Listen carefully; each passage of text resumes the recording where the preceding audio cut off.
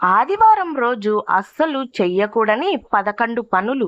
ఆ పనులు చెయ్యడం వల్ల మనకు దరిద్రాన్ని అనేది, కొత్త ఇబ్బందులు అనేది కొని తెచ్చుకోవడంలా జరుగుతుంది. మరి ఆ పనులు ఏంటో తెలుసుకోవాలి అంటే ఇప్పుడే నా ఛానల్ని సబ్స్క్రైబ్ చేసుకోండి. స్టోరీలోకి వెళ్ళిపోదాం. హిందూ సాంప్రదాయంలో ఆదివారం రోజు సూర్య భగవానుడికి అంకితం చేయబడిన పవిత్రమైన రోజు అని భావిస్తారు. ఈ రోజు సూర్యనారాయణుడిని ఆరాధించడం వల్ల ఆరోగ్యం, ఆయురారోగ్యం, కీర్తి, ఉద్యోగం, అభివృద్ధి, ధనం, నాయకత్వ లక్షణాలు కలుగుతాయని శాస్త్రాలు చెబుతున్నాయి. అందుకే పెద్దలు ఆదివారం కొన్ని పనులు చేయవద్దని సూచించారు. ఇవి కేవలం మూఢనమ్మకాలు కాకుండా వాటి వెనుక ఆధ్యాత్మిక మరియు సామాజిక నిజంగా జరిగిన కారణాలు అయితే చాలానే ఉన్నాయి. మొదటగా ఆదివారం రోజున చెప్పాలి అంటే ఉప్పు అప్పుగా అస్సలు ఇవ్వకూడదని పెద్దలు చెబుతున్నారు. ఇలా ఉప్పు అనేది లక్ష్మీదేవికి ప్రీతికగా భావిస్తారు. ఈ రోజు ఉప్పు, నూనె అప్పుగా ఇవ్వడం వల్ల ఈ వస్తువులను అప్పుగా ఇస్తే ఐశ్వర్యం తగ్గుతుందని నమ్ముతారు. అలాగే డబ్బు అప్పుగా ఇవ్వడం లేదా తీసుకోవడం కూడా కొందరు నివారిస్తారు అని చెప్పవచ్చు. ఇలా చేయడం వల్ల ఆర్థిక ఇబ్బందులు పెరుగుతాయని విశ్వసిస్తున్నారు. ఆదివారం రోజున నల్లటి వస్త్రాలు ధరించడం మంచిది కాదని కొన్ని సాంప్రదాయాలు చెబుతున్నాయి. సూర్యుడి తేజస్సుకు ఎరుపు, కాషాయం, తెలుపు వంటి రంగులు అనుకూలమని చెప్పవచ్చు. అందువల్ల సూర్య ఆరాధన చేసేవారు ఈ రంగుల వస్త్రాలు ధరించాలని ప్రాధాన్యత ఇస్తారు. మరో ముఖ్యమైన విషయం ఏంటంటే ఆదివారం ఆలస్యంగా నిద్ర లేవడం మంచిది కాదని చెబుతారు.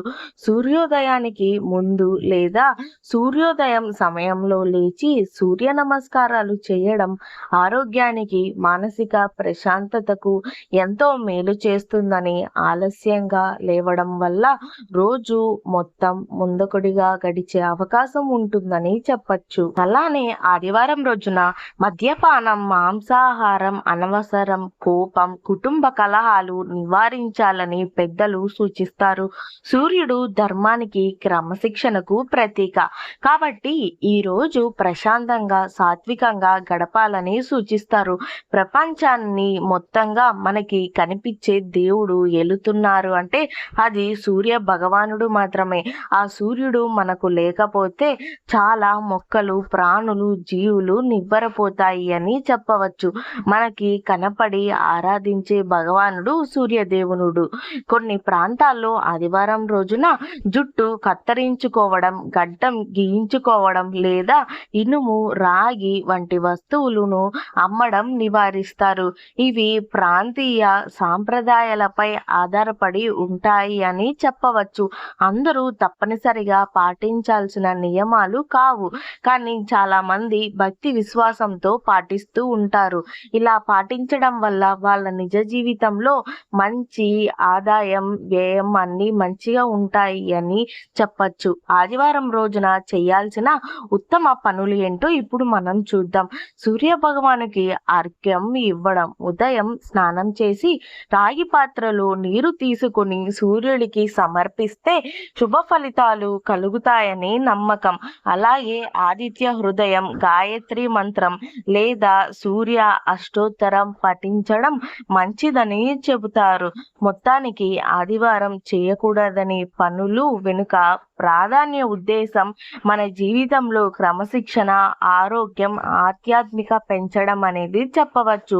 విశ్వాసం ఉన్నవారు పాటించవచ్చు. అయితే ఇవి మతపరమైన సాంప్రదాయాలు మాత్రమే, తప్పనిసరి నియమాలు కావు. వాటిని భక్తి, విశ్వాసం మేరకు అనుసరించే వ్యక్తిగత నిర్ణయాలు తీసుకోవచ్చు. ఇలా నిజంగా చెప్పాలి అంటే నా జీవితంలో నిజంగానే నెరవేరింది.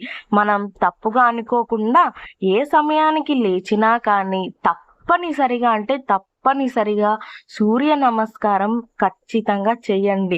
సూర్య నమస్కారం చేసి సూర్యుడిని ప్రార్థించడం వల్ల మన కోరికలు అనేది తప్పనిసరిగా నెరవేరుతాయి. అలానే ఆదివారం ఎవ్వరికి డబ్బు అనేది అస్సలు ఇవ్వకండి. వీలైనంత వరకు అవసరం ఉన్న వరకే అప్పులు ఇవ్వండి, అప్పు తీసుకోండి.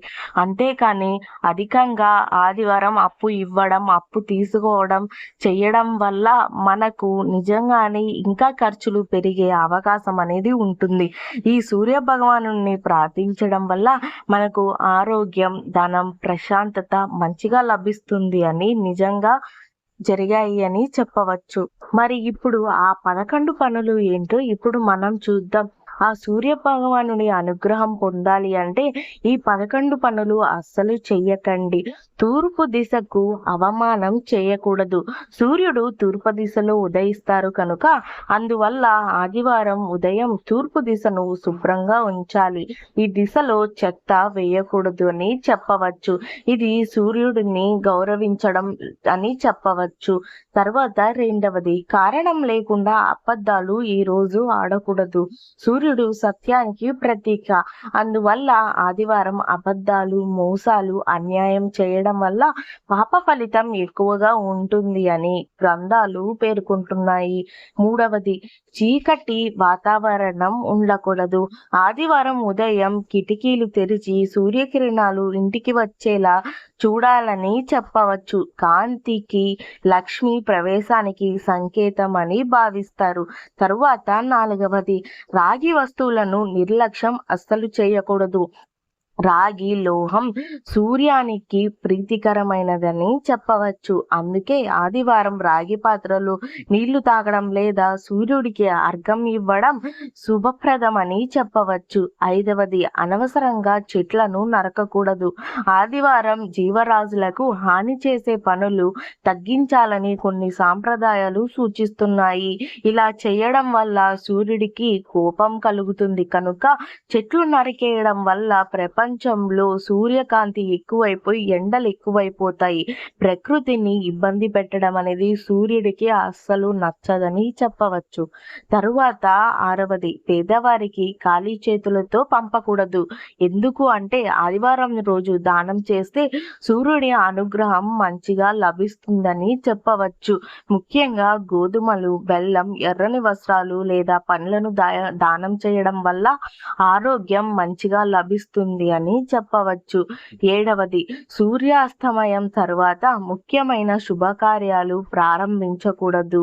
కొన్ని ప్రాంతీయ ఆచారాల ప్రకారం ఆదివారం సాయంత్రం తరువాత కొన్ని వ్యాపారం, కొత్త ఒప్పందాలు ప్రారంభించడం నివారిస్తారు.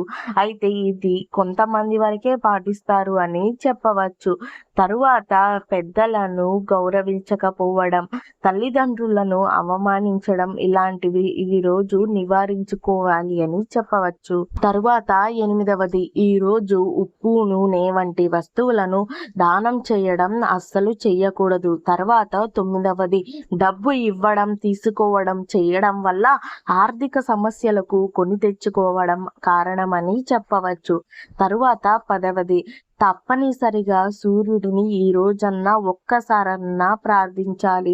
ఇలా చేయడం వల్ల సూర్య అనుగ్రహం మనకు కలుగుతుంది. తరువాత 11వది, రాగి వస్తువులను అస్సలు దూరం చేయకండి.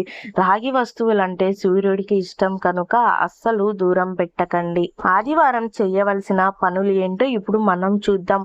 ఉదయం ఈ రోజు ఆదివారం అన్నా తప్పనిసరిగా సూర్య నమస్కారం చేయడం, ఆదిత్య హృదయం పారాయణం చేయడం, గోధుమలు దానం చేయడం, ఎర్రని పువ్వులతో సూర్య ఆరాధన, పేదవాళ్లకు కొంచెమన్నా దానం చేయడం. ఇలా చేయడం వల్ల మనకు శుభ ఫలితాలు కలుగుతాయి, ఆరోగ్యం, ఆదాయం పెరుగుతాయి. ఇప్పుడు మనం చూసాం కదా ఆదివారం చేయవలసిన పనులు, చేయకూడని పనులు ఏంటో. చేయవలసిన మంచి పనులు చేయడం వల్ల ఆరోగ్యం, సంపద, మంచి లాభాలు కలిగి సూర్యుడి యొక్క అనుగ్రహం మన మీద తప్పనిసరిగా ఉంటుంది. ఇలాంటి ఇంట్రెస్టింగ్ వీడియోల కోసం, ఇన్ఫర్మేటివ్ వీడియోల కోసం ఇప్పుడే నా ఛానల్ని సబ్స్క్రైబ్ చేసుకుని వాచ్ చేస్తూ ఉండండి. Thank you for watching Teju epic book. Please subscribe.